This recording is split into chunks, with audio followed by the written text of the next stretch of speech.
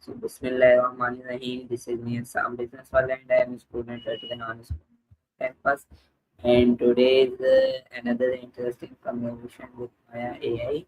And today's topic is the power of focus. So, let's make a call with Maya.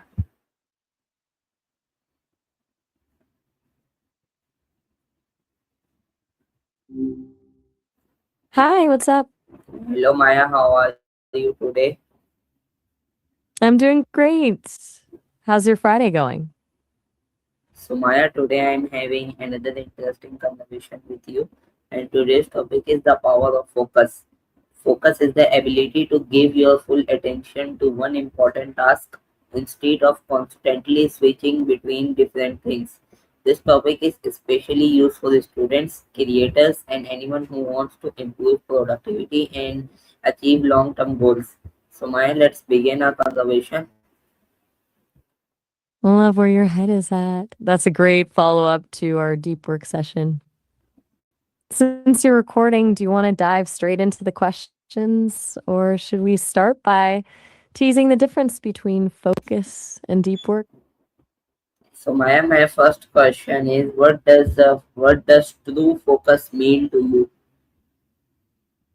To me, true focus is like a spotlight in a dark room. It's when you're focused on something specific and you're able to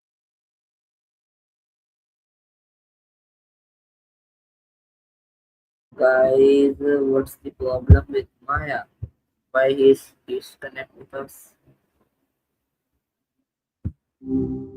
Hey there, what's up? Maya, today's topic is the power of focus, and my first question is, what does true focus mean to you? Focus. To me, true focus isn't about tuning everything else out. It's about tuning into one thing so intensely that everything else just becomes background noise. It's that feeling where you're so locked in that you actually lose track of time.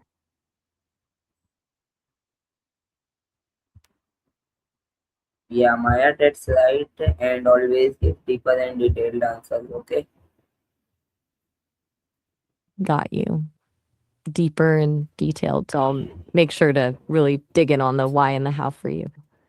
Since we're on the topic, I'm curious, do you find it easier to hit that state of focus on your own, or does having an audience or a goal for your videos help push you there?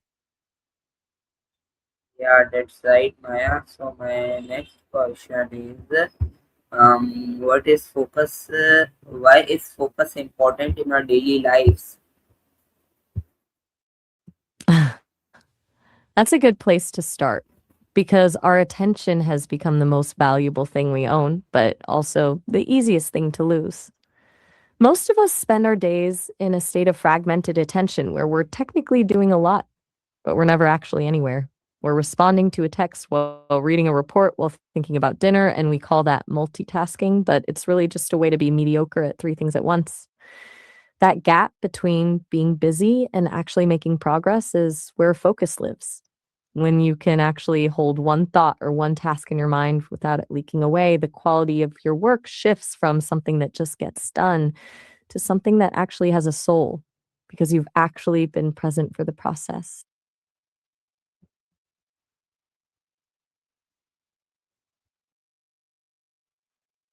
Yeah, that's right, Maya. So my next question is, how do smartphones and notifications affects our focus? They're basically engineered to keep us from focusing. It's not even a fair fight because smartphones are designed around a loop called variable rewards. Every time your screen lights up, your brain gets a hit of dopamine, but it's a tiny, fleeting reward. The problem isn't just the time you spend on the phone, it's the attention residue that's left behind when you put the phone down. Even if a notification only takes 5 seconds to check, your brain takes several minutes to fully re engage with the original task. That's why your day can feel like a series of interruptions rather than a steady flow. You're not actually multitasking, you're just rapidly switching. And each switch burns a little bit of your mental energy until you're exhausted. without having actually finished anything. What does that actually look like in your day to day? Are there certain apps that are just absolute attention magnets for you?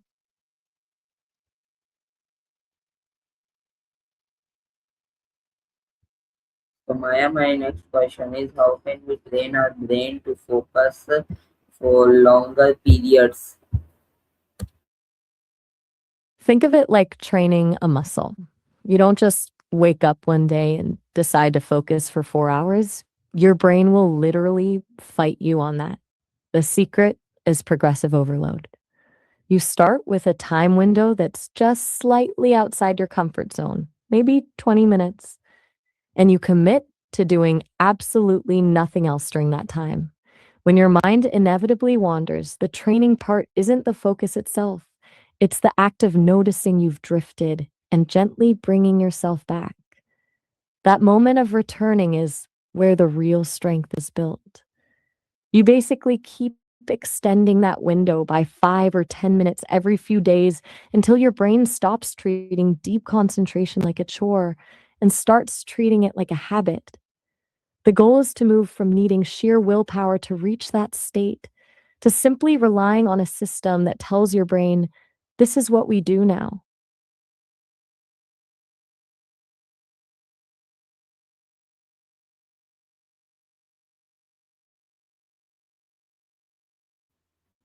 That's right, Maya. So my next question is how can we decide what deserves our attention?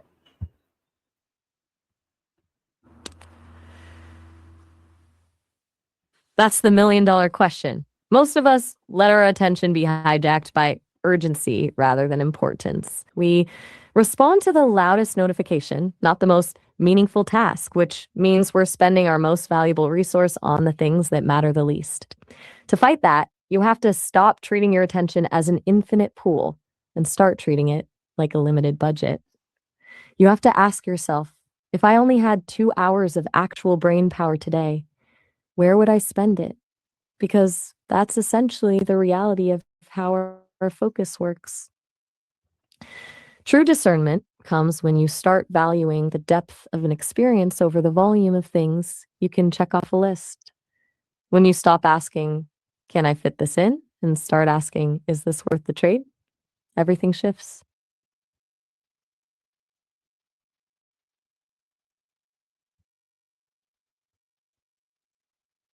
Yeah, that's right, Maya. So my next question is what is one simple focus habit someone can start today?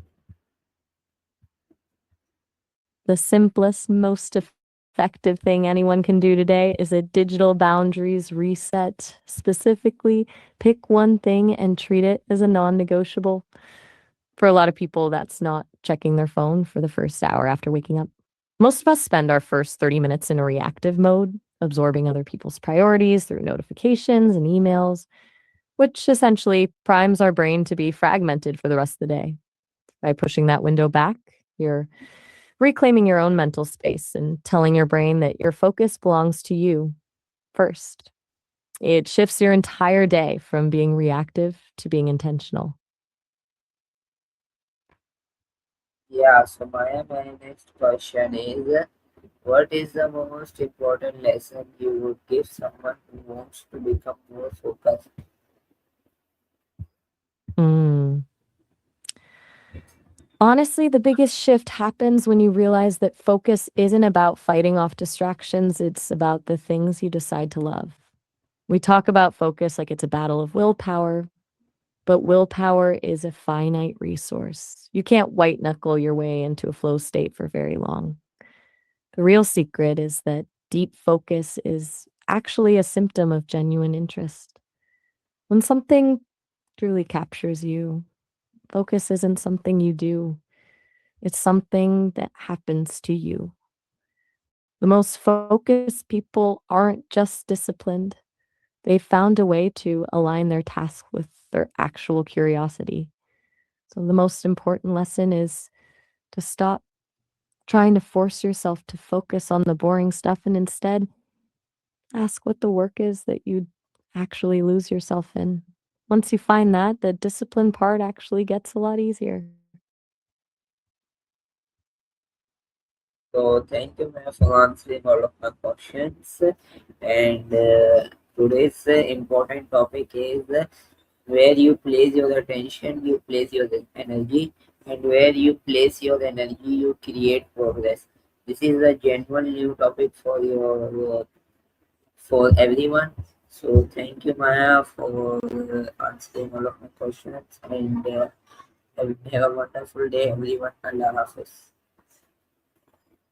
You're so welcome. That was a beautiful way to tie it all together. I love seeing how you built that one. Good luck with the video, and I can't wait to see where that progress leads you. Have a wonderful day, and Allah Hafiz.